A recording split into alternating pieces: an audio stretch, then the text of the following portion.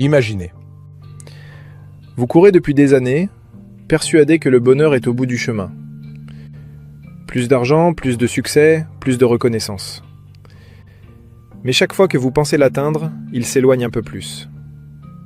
Et au fond, malgré tous vos efforts, une petite voix vous murmure « Tu n'as pas encore trouvé ce que tu cherches ». C'est exactement ce que Stephen Covey observait. Des dirigeants brillants mais vidés de sens. Des parents aimants mais absents d'eux-mêmes. Des individus pleins de bonne volonté, coincés dans une course sans ligne d'arrivée. Le problème, disait-il, ce n'est pas la vitesse, c'est la direction. On peut gravir l'échelle du succès, pour découvrir à la fin qu'elle était appuyée contre le mauvais mur. Covey a écrit les 7 habitudes de ceux qui réussissent tout ce qu'ils entreprennent comme un antidote à cette illusion. Un manuel pour réapprendre à vivre selon des principes intemporels. Responsabilité, vision, intégrité, respect, équilibre. Pas une méthode miracle, pas une liste de recettes rapides, mais un retour à ce qu'il appelle l'éthique du caractère. Car le vrai changement, dit-il, vient de l'intérieur. Inside out, pas outside in. Avant même d'aborder ces 7 habitudes, Covey nous oblige à revoir notre carte du monde. Il explique que chacun de nous vit à travers un paradigme, une grille de lecture façonnée par nos expériences, nos croyances, nos blessures. Et tant qu'on ne la remet pas en cause, on répète les mêmes schémas. Nous voyons le monde non pas tel qu'il est, mais tel que nous sommes, écrit-il. Changer sa vie commence donc par changer de regard. Imaginez que vous rouliez à 130 km/h sur une autoroute avec une carte fausse. Vous pouvez être concentré, motivé, discipliné. Si la carte est mauvaise, vous n'arriverez jamais au bon endroit. Covey vous tend cette carte corrigée. Et le voyage commence. Première habitude, soyez proactif. C'est la fondation de tout. Covey raconte que la plupart des gens vivent en mode réactif. Ils réagissent aux circonstances, aux émotions, au comportement des autres. Leur humeur dépend de la météo, de leur patron, du regard du voisin. Ils disent « je n'ai pas le choix, c'est à cause d'eux, je ne peux pas faire autrement ». Mais entre le stimulus et la réponse, dit-il, il existe un espace. Et dans cet espace réside notre plus grand pouvoir, celui de choisir. C'est une idée qu'il emprunte à Viktor Frankl, survivant des camps de concentration, qui a compris que même dans la souffrance la plus extrême, il lui restait la liberté de choisir son attitude. Être proactif, c'est exactement cela, prendre conscience que quoi qu'il arrive, vous avez toujours la main sur votre réponse. Vous ne contrôlez pas les événements, mais vous contrôlez votre réaction. Covey distingue alors 2 cercles. Le cercle de préoccupation, rempli de tout ce que nous subissons, inflation, politique, météo, décision des autres, et le cercle d'influence qui regroupe tout ce sur quoi nous avons une action directe, nos paroles, nos choix, notre discipline. Les gens réactifs s'épuisent à se plaindre du premier cercle, les proactifs investissent leur énergie dans le second, et ce cercle s'élargit peu à peu. Covey donne l'exemple de personnes qui transforment des situations difficiles simplement en changeant leur posture intérieure. Un collaborateur qui cesse de blâmer son entreprise et commence à proposer des améliorations. Un parent qui arrête de crier et choisit le calme. Un employé licencié qui voit dans sa perte d'emploi non pas un échec, mais un tournant. Tout commence là, reprendre la responsabilité de soi. Les gens proactifs sont des architectes, pas des victimes. Deuxième habitude, commencez avec la fin en tête. Covey propose un exercice brutal mais éclairant, imaginez votre propre enterrement. Vous êtes allongé, vos proches sont là. Que souhaitez-vous qu'ils disent de vous? De votre vie? De ce que vous avez apporté? Ce moment n'a rien de morbide, il nous force à regarder au-delà du court terme. Il nous ramène à l'essentiel. Quelle est ma destination? Car tout dans la vie est créé 2 fois. D'abord dans l'esprit, ensuite dans la réalité. Un architecte conçoit les plans avant la construction, un sculpteur voit la forme avant le marbre. Sans cette première création mentale, tout effort devient errance. Commencer avec la fin en tête, c'est définir une mission personnelle. Pas un objectif flou, mais un texte clair, sincère, qui traduit vos valeurs profondes. Covey raconte qu'en écrivant sa propre mission, il a réalisé que son rôle n'était pas d'accumuler les réussites, mais d'aider les autres à révéler leur potentiel. Cette simple phrase a redonné un sens à toutes ses décisions. Il fait la différence entre gestion et leadership. La gestion, c'est grimper efficacement à l'échelle. Le leadership, c'est s'assurer que l'échelle est appuyée contre le bon mur. Beaucoup de gens gèrent bien leur vie, mais dans la mauvaise direction. Cette habitude nous oblige à réfléchir. Sur quoi repose ma vie?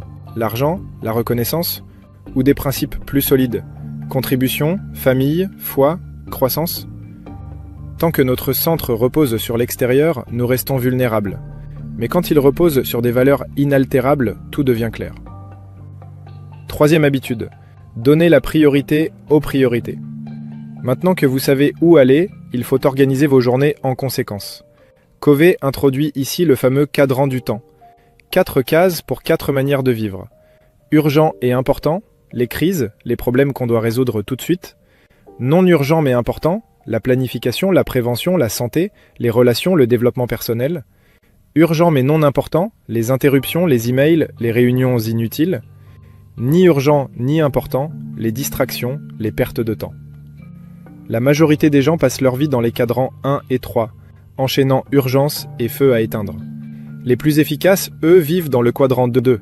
Ils investissent du temps dans ce qui n'est pas urgent, mais essentiel. Ils aiguisent leur scie avant de couper. Covey illustre cette idée par une fable. Un bûcheron s'épuise à scier un arbre. Un passant lui dit « Pourquoi ne pas affûter votre lame ?» Et le bûcheron répond « Je n'ai pas le temps, je coupe. » Résultat, il s'épuise, progresse moins vite et finit par abandonner. Nous faisons la même chose avec nos vies. Nous oublions de nous arrêter, de réfléchir, de nous ressourcer. Donner la priorité aux priorités, c'est dire non à ce qui brille et oui à ce qui bâtit. C'est refuser de confondre agitation et efficacité. Covey résume, l'efficacité ce n'est pas faire beaucoup de choses, c'est faire les bonnes choses. En pratiquant ces 3 premières habitudes, vous passez de la dépendance à l'indépendance, de la réaction à la création. C'est ce que Covey appelle la victoire privée, celle qu'on remporte sur soi-même avant tout autre. Car avant d'apprendre à travailler avec les autres, avant de vouloir influencer le monde, il faut d'abord gagner cette bataille intérieure. Et maintenant que vous tenez fermement le volant de votre propre vie, que vous savez où aller et ce qui compte vraiment, il est temps d'apprendre à voyager en équipe, à bâtir des relations fortes, justes, durables. Dans la prochaine partie, vous découvrirez les habitudes 4 à 7. Comment transformer votre rapport aux autres, créer des synergies et nourrir votre équilibre sur le long terme. Avant de poursuivre, si ce voyage intérieur résonne en vous, prenez un instant. Abonnez-vous à cette chaîne, activez la cloche et partagez cette vidéo à quelqu'un qui cherche, lui aussi, à reprendre le contrôle de sa vie. Parce que plus nous serons nombreux à incarner ces principes, plus le monde changera, de l'intérieur vers l'extérieur. Habitude 4, pensez gagnant-gagnant. Après la victoire privée vient la victoire publique. Covey explique qu'il existe 3 niveaux de maturité humaine. La dépendance, tu me dois, l'indépendance, je m'en sors seul, et l'interdépendance, ensemble, nous créons mieux. Le véritable leadership commence à ce dernier stade. Penser gagnant-gagnant, c'est croire qu'il y a assez pour tous. Ce n'est pas de la naïveté, mais une philosophie fondée sur l'abondance. Covey raconte l'histoire d'un dirigeant qui devait négocier un contrat. Plutôt que d'écraser son partenaire, il chercha à bâtir une solution juste pour chacun. Résultat, une alliance durable, plus profitable que la victoire unilatérale qu'il visait au départ. Le monde réactif fonctionne sur la rareté. Si l'un gagne, l'autre perd. Mais le monde proactif crée la coopération. 2 gagnants, un futur commun. Win-win, écrit Covey, n'est pas une technique rapide, c'est un code de caractère. Cela demande intégrité, maturité et le courage d'équilibrer empathie et fermeté. Chercher la victoire partagée, c'est refuser la compétition destructrice pour entrer dans la collaboration durable. Habitude 5, cherchez d'abord à comprendre, puis à être compris. Covey raconte l'histoire d'un père qui se plaint « Je ne comprends pas mon fils, il ne m'écoute jamais ». Et Covey lui répond « Si vous ne le comprenez pas, comment peut-il vous écouter ?» Notre erreur, dit-il, c'est que nous écoutons pour répondre, pas pour comprendre. Nous filtrons les mots à travers nos expériences, nos jugements, nos besoins. L'habitude 5 exige une écoute empathique. Entendre non seulement les mots, mais le cadre de référence de l'autre. Ressentir ce qu'il ressent, voir à travers ses yeux. Il illustre cette idée avec des exemples concrets. Dans une entreprise en crise, un manager arrête de parler et écoute vraiment ses employés. Il découvre que la résistance n'était pas de la paresse, mais de la peur. En changeant d'attitude, Il rallume la motivation de toute son équipe. Covey résume: cherchez d'abord à comprendre, parce qu'une fois que les gens se sentent compris, ils sont prêts à écouter. C'est une habitude puissante mais exigeante. Elle demande d'oublier un instant son ego, de suspendre le besoin d'avoir raison. Mais c'est la clé de la confiance véritable. On ne convainc pas par la logique, on convainc par l'écoute. Habitude 6, synergiser. Une fois la confiance établie, la synergie devient possible. Covey la définit comme la coopération créative, le tout est supérieur à la somme des parties. Il dit: la synergie n'est pas seulement coopérer, c'est co-créer. Imaginez un orchestre. Chaque instrument joue une partition unique. Pris séparément, ils sonnent bien, mais ensemble, ils produisent une symphonie. C'est la force des différences. Au lieu de les craindre, on les combine. Covey partage l'exemple d'une entreprise où deux départements opposés, production et vente, se reprochaient mutuellement les échecs. Sous sa direction, ils ont appris à écouter, à comprendre les contraintes de l'autre. En cherchant la complémentarité plutôt que la domination, ils ont créé un processus nouveau, plus efficace que les deux systèmes d'origine. La synergie, c'est aussi dans la vie de couple, d'amitié, de projet. Quand chacun abandonne la peur de perdre pour chercher le meilleur résultat commun, le potentiel explose. Mais cette magie n'apparaît que lorsque les 6 premières habitudes sont vécues. Responsabilité, vision, discipline, respect, écoute. La synergie est le fruit de tout cela. Habitude 7, aiguiser la scie. C'est la plus simple à comprendre, mais la plus souvent négligée. Covey raconte l'histoire du bûcheron qui scie sans relâche. Sa lame est émoussée, il s'épuise, transpire, peste. Un passant lui dit: « Arrête-toi un moment pour aiguiser ta scie. » Et le bûcheron répond: « Je n'ai pas le temps, je coupe. » Cette image symbolise notre époque. Nous courons, nous produisons, mais nous oublions de nous renouveler. Aiguiser la scie, c'est investir du temps dans votre énergie physique, mentale, émotionnelle et spirituelle. Covey distingue 4 dimensions. Physique, exercice, alimentation, repos. Mental, lecture, apprentissage, curiosité. Social émotionnel, relations, service, empathie. Spirituel, valeurs, sens, méditation, gratitude. C'est cette dernière habitude qui rend les 6 autres durables. Sans entretien, même la meilleure scie finit par s'émousser. Covey disait: « Renouveler, c'est préserver et améliorer le plus grand atout que vous possédez, vous-même. » C'est la boucle bouclée. Les 7 habitudes ne sont pas une liste, mais un cercle vertueux. Le développement personnel mène à la coopération mène à la croissance, et la croissance ramène au développement personnel. Ces 4 dernières habitudes forment la victoire publique et le renouvellement intérieur. Elles nous apprennent à passer de l'efficacité individuelle à l'efficacité collective et à maintenir cet équilibre sur le long terme. Mais Covey ne voulait pas que ses lecteurs s'arrêtent là. Pour lui, la connaissance n'a de valeur que lorsqu'elle devient action. Dans la dernière partie, vous verrez comment transformer ces principes en pratiques concrètes, comment les vivre au quotidien, dans vos choix, votre travail, vos relations, et surtout, comment ne plus jamais laisser votre scie s'émousser. Vous connaissez maintenant les 7 habitudes, mais la vraie question c'est: que ferez-vous de ce savoir? Parce qu'un livre, même génial, ne change rien, tant qu'on ne l'applique pas. Covey le répète, la connaissance sans action n'est qu'une illusion de progrès. Il invite chacun à transformer ses principes en une discipline de vie. Pas en un effort ponctuel, mais en un chemin. Alors, comment les mettre en pratique? Commencez par l'habitude 1, la proactivité. Pendant une semaine, observez-vous. Chaque fois que vous blâmez quelqu'un, que vous vous plaignez ou que vous dites « je n'y peux rien », remplacez ces mots par « je choisis ». Vous verrez comme cette simple phrase change votre posture. Ensuite, l'habitude 2.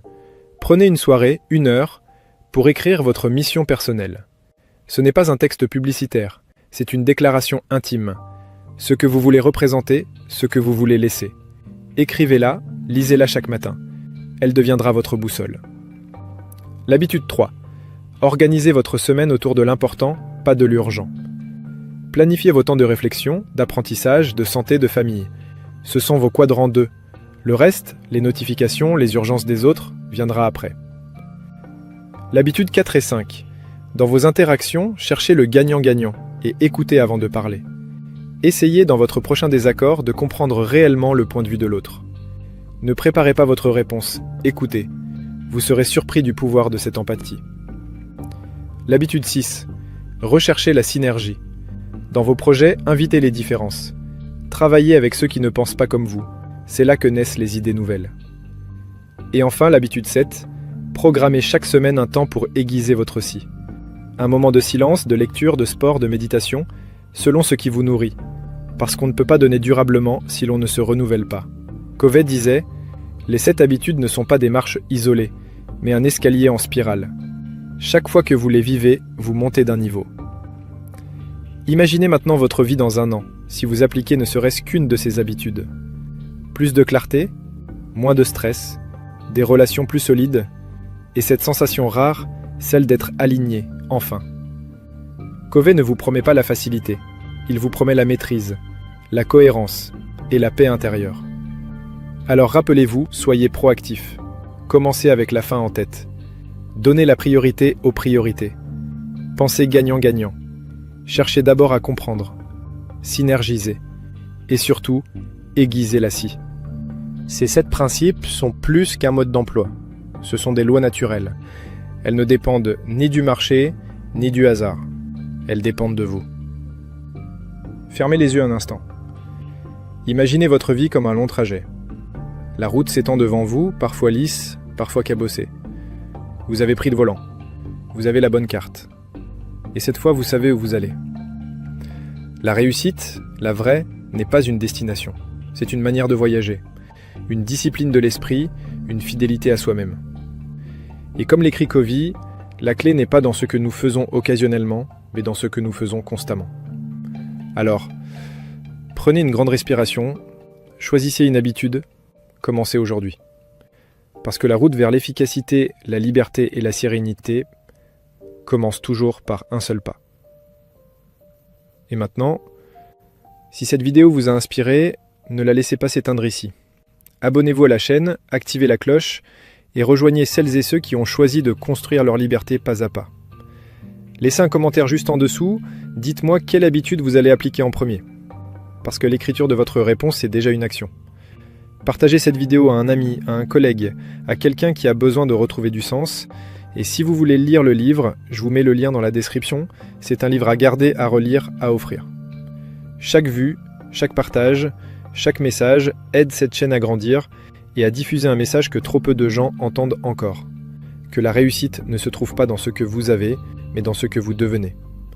Alors, abonnez-vous, commentez, likez, partagez et surtout, faites mieux chaque jour et passez à l'action. Parce que votre vie ne changera pas le jour où vous aurez tout compris, mais le jour où vous commencerez à vivre ce que vous avez compris. À bientôt pour une prochaine vidéo.